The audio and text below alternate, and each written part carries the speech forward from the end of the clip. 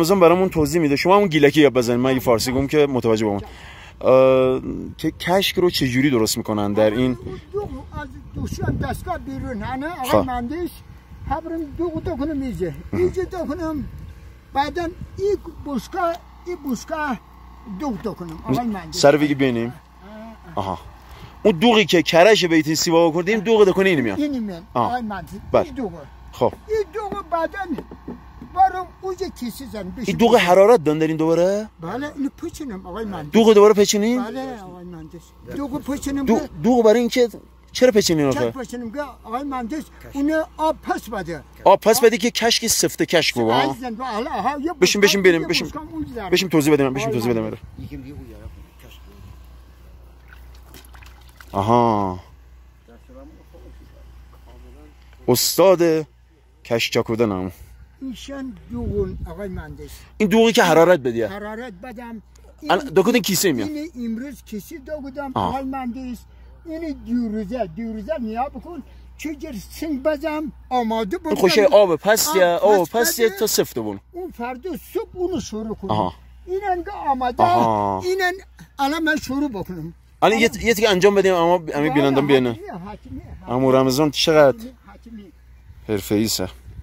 آها خب دوستان متوجه شدین که دوغی که از کره جدا شد حرارت میبینه. اون دوغ توی کیسه‌ای میریزن، آب اضافهش گرفته میشه، سفتر میشه و این دوغ اصیل محلی در ارتفاعات سماموس در شهرستان رودسر در جواهردشت زیبا عمو رمضان تبدیل میکنه به کشک و این کشک خوردن داره. بخ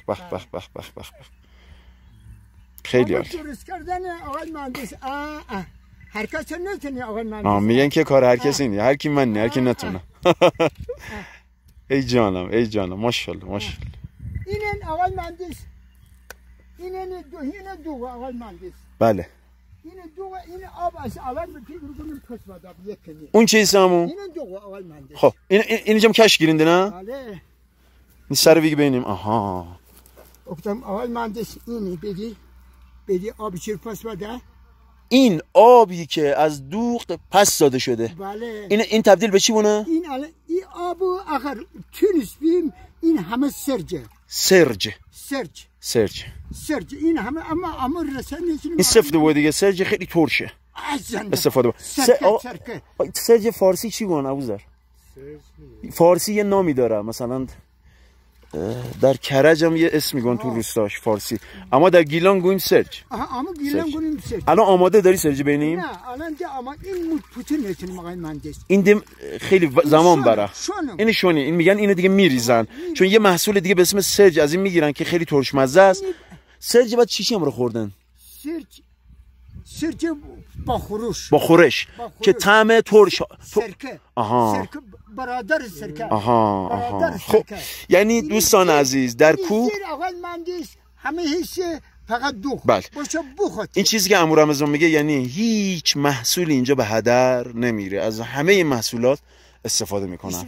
واقعا باید بگیم خدا قوت. یه لبخند بزنم. جدی میسه خنده منی. ای جان بلا میسه.